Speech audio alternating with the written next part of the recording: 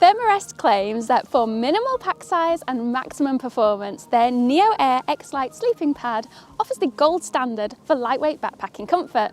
So in this video, I thought I would review this air mattress that I took out with me on the Pacific Crest Trail, backpacking holidays and other camping trips, and share with you my experience of using it, go through the features as well as the updates since I purchased it. This mat has been out a number of years now, and I got this before I hiked the Pacific Crest Trail in 2019, so I've got plenty of experience of using it. It has been with me, I would say, a total of over 3,000 miles, which is about 200 nights sleeping on it, on various other camping and backpacking trips as well. I did buy this myself, and just to let you know, I am not paid or sponsored to do this video.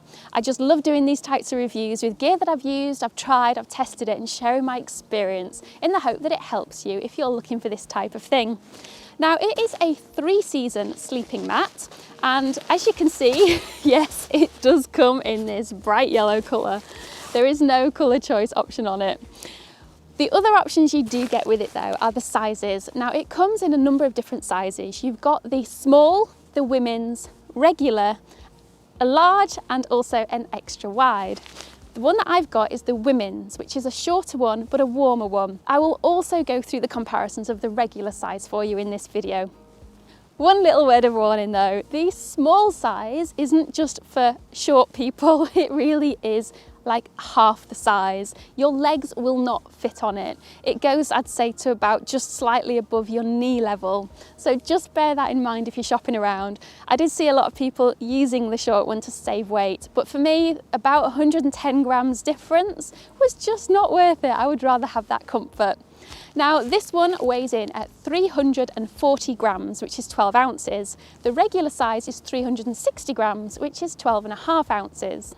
It is true it has a minimal pack size. I mean, look at it compared to this Nalgene bottle. It really is small. The pack dimensions are 9 by 4.1 inches or 23 by 10 centimetres, which is the same as the standard or the women's version. It comes in a box and also is provided with a stuff sack.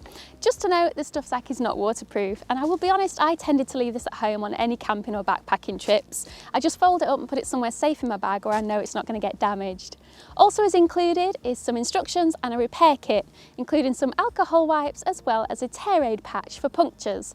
If you can find the punctures, it's pretty hard to find that on an air mattress. So what I'd recommend doing is inflating it as much as possible, submerging it in some water and rubbing over a little bit of diluted washing up liquid or something like that that bubbles, and you'll soon see where the puncture is because it'll start bubbling nearby.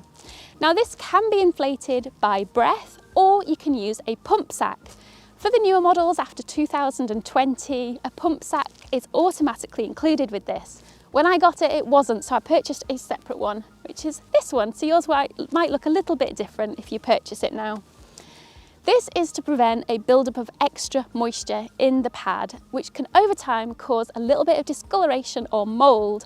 Now I tended to use that most of the time. There was a couple of occasions I just blew it up by my own breath, but you can use the pump sack or breath as it states on the Thermarest website.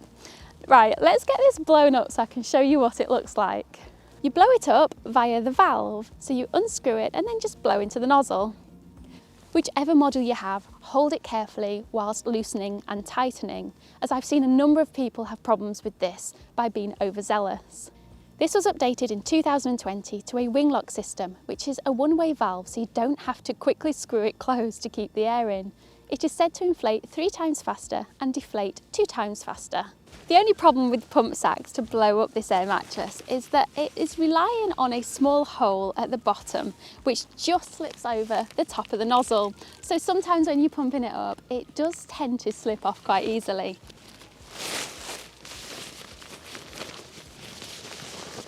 It is made of a 30 denier ripstop nylon material, which is quite durable, but not as durable as it could be, which is one of the ways it keeps the weight down. It's a tapered design like a mummy style sleeping bag, which also keeps the weight and bulk down.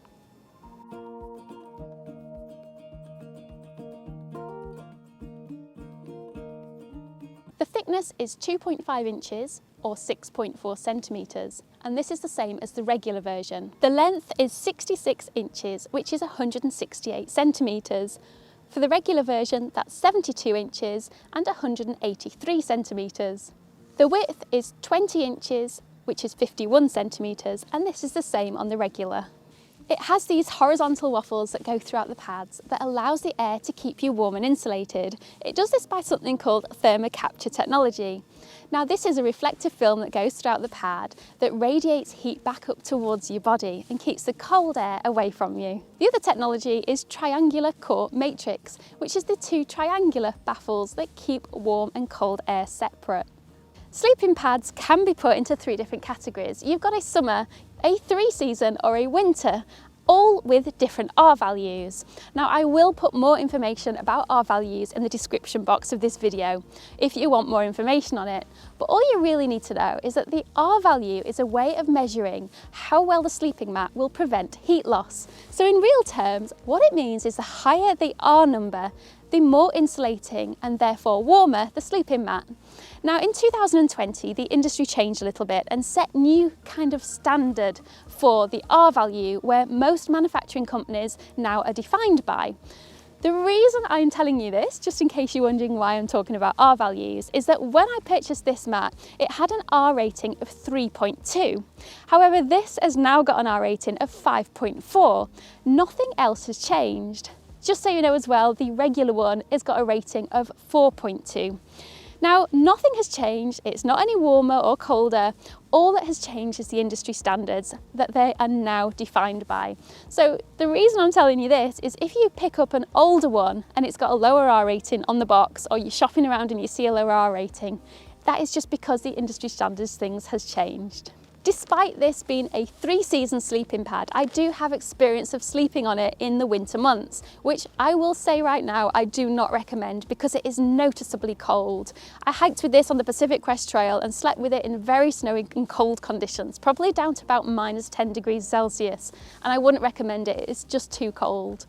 Other factors that contribute to how warm it is when you're sleeping on it are things like how tired you are, your diet, the fact that women sleep colder than men, hence the fact that there's a women's version, and also your sleeping bag setup or any other liners that you choose to have with it. Another advantage of this is that it has got no synthetic or down filling, so it's not going to degrade as badly as things like that over time. Also, it is extremely easy to deflate.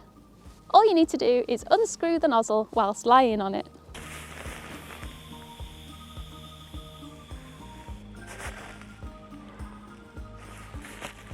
Let's talk about some of the cons. The first thing is the price tag attached to this sleeping mat. It is pretty pricey. Here in the UK it retails for about £170 and in the US about $190. So I would recommend shopping around in the sales for it because it is quite expensive. Also, it is very noisy. Now this is a common complaint of this and it does sound like you're sleeping on a crisp packet.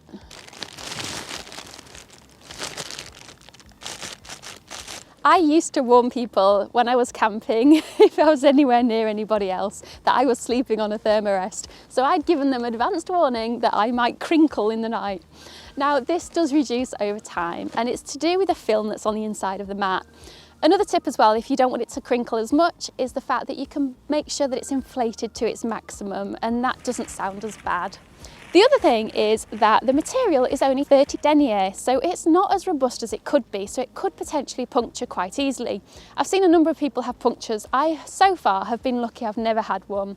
So a tip I will give you to protect the mattress, because it's so expensive, always have a ground sheet underneath it. Also, just make sure that when you're camping, check the area to make sure there's no sharp stones or twigs or anything like that or thorns underneath you. Because once this is punctured, yes, you've got the repair kit, but it is an expensive piece of kit. You want to look after it as best you can. Another disadvantage is there is no edge support provided by the baffling system, so if you fidget, especially on a hill, you're likely to slide off. These horizontal baffles caused me to have a bit of a dead arm in the night, and that's because I sleep on my side, and that was a bit of a nuisance, and the only way I could avoid that is by not putting as much air into it, so it was a bit softer. However, that reduces the R value, which isn't really good when it's cold, but that is just one way of reducing it if you do suffer with that same problem. What did I love about the sleeping pad? Well, there is a lot to love. It is extremely comfortable. very, very durable, and most importantly, I never once bottomed out on it. If you don't know that expression, what it means is that when you're lying on a sleeping pad, bottoming out means you touch the ground underneath you, which means you've compressed all the air and gone all the way through to the floor, which is never good because you're very cold and very uncomfortable like that. It is extremely good for side sleepers. I've had problems with sleeping pads in the past. I sleep on my side or my front, never on my back. Most of them are comfortable on your back, but not on your side because you bottom out on your hips or your shoulders. Not once did that happen on this pad, so I was extremely pleased with that. It also does what it advertises. It has got great warmth to weight ratio. I had this throughout all the different seasons, and I would say this comfortably went down to -5 degrees Celsius. Also, you have got a lifetime warranty with Thermarest on this sleeping pad. So if you're looking for a 3-season, lightweight air mattress that you can rely on and that will keep you warm, I would highly recommend this one by Thermarest, the NeoAir XLite. I hope this video has been helpful, and if you have got any questions, please feel free to put them in the comment section below. I will get back to you as soon as I can. Sorry, it's getting very cold and misty.